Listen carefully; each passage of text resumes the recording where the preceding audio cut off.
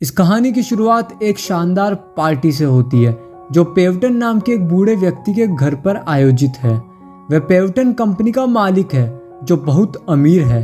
उसके बेटे शॉन पेवटन ने अपने सबसे अच्छे दोस्त जेरेट के साथ पार्टी अटेंड करी।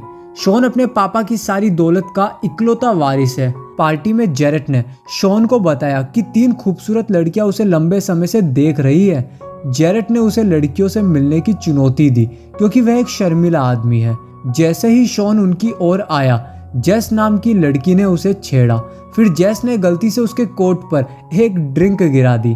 वह तुरंत कपड़े बदलने के लिए अपने कमरे में चला गया। उसके जाने के बाद तीनों लड़कियों ने जेरेट को अकेला छोड़ दिया।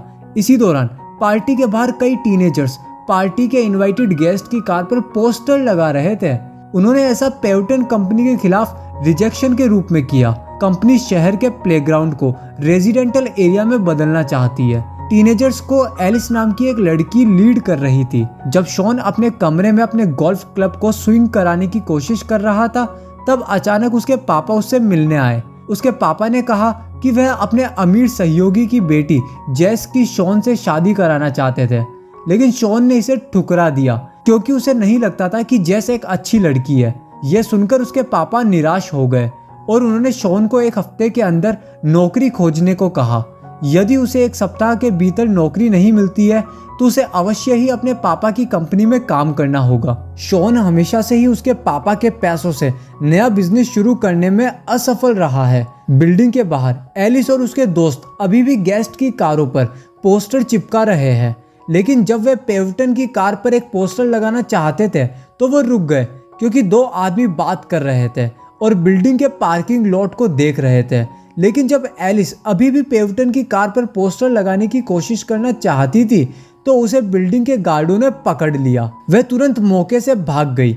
इस बीच उसके दोस्त भाग गए और गार्ड ने तुरंत उनका पीछा किया, लेकिन एलिस एक काली पोर्श कार के पास छिप जाती है जो शॉन की कार है। अचानक शॉन अपनी कार की ओर आया। एलिस उसके आने से हैरान थी। उसने सोचा कि वह एक अमीर आदमी था, लेकिन उसने इससे इनकार किया। उसने कहा कि वह पार्किंग अटेंडेंट है। एलिस, जो नहीं जानती थी कि शॉन पेवटन के मालिक का बेटा था, उसने तुरंत उसकी बातों पर विश्वास कर लिया। जब गार्ड्स ने एलिस को देखा तो उन्होंने तुरंत उसका पीछा करा, पर शॉन ने उन्हें रोक दिया। गार्ड को रोकने में कामयाब होने के बाद वह तुरंत एलिस के साथ भाग गया। काफी दूर चलने के बाद वे रुक गए। उस समय शॉन ने यह कहने का नाटक किया कि उसने एलिस को सपोर्ट किया, जिसने पेवटन कंपनी की पॉलिसीज पर आपत्ति जताई है। फिर दोनों की जान पहचान हो गई। उसने कहा कि वे एक फूड ट्रक में कर्मचारी थी।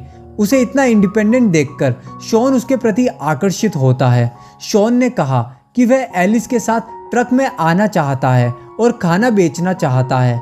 फिर वे दोनों ट्रक में सवार हो गए और आगे चल दिए। वे दोनों शॉन के परिवार के पार्क में रुके, लेकिन वह चुप रहा और उसे वो ये बात बताना नहीं चाहता था। एलिस को इम्प्रेस करने के लिए शॉन उसके लिए टोस्ट बनाने की कोशिश करता है। वह तुरंत उसे अपने साथ टोस्ट बेचने का काम करने का ऑफर देती है क्योंकि उसके बॉस को कुकिंग शेफ की ज़रूरत है। नौकरी की तलाश कर रहे शॉन ने तुरंत इस ऑफर को एक्सेप्ट कर लिया। दूसरी ओर शॉन के पापा ने जेस से कहा कि उसे शॉन के साथ थोड़ा सब्र रखना होगा क्योंकि उसका दिल पिघलाना आसान नहीं है। जेस, जो उसे बहुत प्यार करती थी, उसने उसके पापा की बात मानी थी। भले ही पेवटन द्वारा शादी केवल बिजनेस पर्पसेस के लिए ही करी जा रही है। बिक्री खत्म करने के बाद एलिस शॉन को घर चलने के लिए बोलती है, लेकिन वह अपना घर नहीं दिखाना चाहता है और एक पार्क में जाने का बहाना बनाता है क्योंकि वह नहीं चाहता कि उसे पता चले कि उसका घर बहुत आलीशान है। ट्रक के हटने के बाद वह टैक्सी से अपने घर चला गया। घर पहुंचकर शॉन जेरेट से कहता है कि उसे एक अच्छी लड़की मिल गई है। उसने कहा कि वह एलिस के सीधे साधे जीवन से चकित है, जो उसे एक साधारण आदमी के रूप में एक्सेप्ट करने को तैयार थी, क्योंकि इस समय दूसरी लड़कियां केवल उसकी दौलत के कारण ही उससे प्यार करती है। शॉन ने कहा कि अब वह एक फूड ट्रक में काम करता है। जेरेट, जिसने यह सुना, असहमत था क्योंकि कोई भी परिस्थिति हो, पेवटन अभी भी शॉन को अपनी कंपनी के लिए काम करने के लिए कहेगा, लेकिन वह फिर भी अपनी नई नौकरी चलाकर आज़ाद होने की कोशिश करता है। कई और एलिस अपनी सबसे अच्छी दोस्त बेथ से एक कहानी सुनती है। उसके 2 बॉयफ्रेंड हैं। उसने कहा कि एलिस को ऑकवर्ड नहीं होना चाहिए। जब भी बॉयफ्रेंड खोजने की बात आए तो कभी किसी भी कारण से हर किसी को एक साथी की जरूरत जरूर होती है। आगे एलिस ने उसे बताया कि वह शॉन से कैसे मिली थी। अगले दिन एलिस को फूड ट्रक लोकेशन पर जाने में देर हो गई। सौभाग्य से निया नाम की एक महिला है जो बिजनेस की मालिक है। उसने एलिस को बताया कि उसे वास्तव में शॉन का काम पसंद आया। काम पर अपने पहले ही दिन शॉन अपनी फैंसी कुकवेयर लाता है। उसने कहा कि उसे ये अपने कुकिंग स्कूल से गिफ्ट के रूप में मिला है। जब कई कस्टमर्स लाइन में थे तब वे और एलिस रोमांटिक तरीके से इसे संभालते हैं। अपना काम पूरा करने के बाद एलिस सीधे घर नहीं गई। वे पेव्टन कंपनी के खिलाफ एक पेटिशन के पोस्टर बांटना चाहती है। शॉन उसकी मदद करने के लिए उसके साथ आया। क्षण भर बाद वे पेटिशन फैलाने के लिए सही जगह पर पहुंचे। ज्यादा लोगों के सिग्नेचर लेने के लिए वे अलग हो गए। अचानक जेस, जो अभी अभी अपनी बिल्डिंग से बाहर आई थी, उसने शॉन को दूर से देखा। वे तुरंत आई और उसे डेट पर चलने के लिए कहा। सौभाग्य से जेस के आने पर वह पेटिशन को छिपाने में सफल रहा। वह उसके ऑफर को ठुकरा देता है और एलिस की मदद करने का रास्ता चुनता है। पेटिशन को बांटने के बाद एलिस शॉन को पार्क में ले गई। उसने कहा कि अगर गार्डन को तोड़ा गया तो उसे बहुत दुख होगा, क्योंकि इस पार्क को बनाने वाले पहले व्यक्ति ने इसे यहाँ के निवासियों को समर्पित किया था। जब शॉन एक चट्टान पर उस व्यक्ति का नाम पढ़ता है तो पता चलता है उसका सरनेम भी पेव्टन है। जब वे दोनों घूमने के बाद थक गए तो शॉन ने उसे अलविदा कहा और फिर टैक्सी से घर आ गया। जब शॉन घर आया तो उसके पापा सोफे पर बैठे और अखबार पढ़ रहे हैं। वह अपने पापा के साथ बैठा और उसने कहा कि वह शेफ के रूप में काम कर रहा है। जब शॉन ने अपने पापा से पूछा कि वे पार्क को रेजिडेंटल एरिया में क्यों बदल रहे हैं, लेकिन उसके पापा ने कोई जवाब नहीं दिया। उसने तुरंत बातचीत बंद कर दी और एक फोन कॉल रिसीव किया। पार्क से लौटने के बाद एलिस तुरंत बेथ के घर गई, जो एक एक करके अपने दिल की बात कहने के लिए कविता पढ़ रही थी। इसके बाद बेथ ने तुरंत अपने पहले बॉयफ्रेंड पास्केल से बात की, लेकिन अचानक गिडियन नाम का उसका दूसरा बॉयफ्रेंड फूलों का गुलदस्ता लेकर उससे मिलने आया। पास्केल उसने ये देखा और तुरंत अलविदा कहता है और उन्हें छोड़ देता है। पास्केल को अनदेखा करते हुए गिडियन ने उसके साथ अपनी बातचीत जारी रखी। शॉन, जो घर पर आ चुका था, तुरंत जेरेट के पास अपने पापा की प्रॉब्लम्स के बारे में बताने गया, क्योंकि उसके पापा अभी भी शहर के पार्क को बेदखल करना चाहते हैं। भले ही पार्क उसके दादा द्वारा बनाया गया हो, उसने जेरेट से सलाह मांगी ताकि वह एलिस को अप्रोच कर सके। जेरेट ने कहा कि जब वे चैट कर रहे हो या काम कर रहे हो तो उसे उसका पसंदीदा गाना बजाना चाहिए। अगले दिन शॉन अपने काम पर लौट आया, लेकिन अपने खाने के ट्रक में पेव्टन की मौजूदगी से वह हैरान रह गया। पेव्टन ने पूछा कि वह यहाँ क्या कर रहा है, लेकिन वे ऐसे बात कर रहे थे जैसे वे एक दूसरे को जानते ही नहीं हैं। एलिस, जो पेव्टन की मौजूदगी के बारे में जानती थी, क्योंकि उसने उसे पार्क के बेदखली के मुद्दे पर बहस करने के लिए इनवाइट किया था। शॉन ने बीच में बोला और अपने पापा को यहाँ से चले जाने के लिए कहा, क्योंकि कई कस्टमर्स पहले से ही लाइन में थे। फिर पेव्टन ने यह फूड ट्रक छोड़ दिया। काम खत्म करने के बाद निया अचानक आई और शॉन से नाराज हो गई, क्योंकि उसने चैरिटी के लिए मुफ्त में टोस्ट दिया था। वे दान नहीं करना चाहती, वे टोस्ट बेचकर पैसा कमाना चाहती है। उसने जवाब दिया कि अगर निया को प्रॉब्लम है तो वे अगले महीने उसकी सैलरी काट सकती है। फिर एलिस ने उसे डिनर पर इनवाइट किया, क्योंकि वह उसकी उदारता से चकित थी। उसने इसे एक्सेप्ट कर लिया और तुरंत घर चला गया। घर पहुंचकर शॉन जेरेट से एलिस के साथ डिनर पर जाने के लिए एक पुरानी कार ढूंढने के लिए कहता है। तभी पेव्टन उससे मिलने और उससे बात करने के लिए घर से बाहर आ गया, लेकिन शॉन ने मना कर दिया। पेव्टन ने उसे उसकी कार के लिए गैस खरीदने के लिए पैसे देकर उसका मजाक उड़ाया। उसने गौर से अपने पापा की ओर देखा। फिर शॉन तुरंत एलिस को उसके घर लेने गया। उसने देखा कि जब उसने उसे एक पुरानी कार में बुलाया तो वह शर्मिंदा नहीं हुई। इसके बाद वे एक रेस्टोरेंट में गए। जब वे वहां पहुंचे तो एलिस ने शॉन को अपने पास्ट के बारे में एक लड़के द्वारा धोखा दिए जाने के बारे में बताया। उस लड़के ने कॉलेज में उसके सबसे अच्छी दोस्त को धोखा दिया।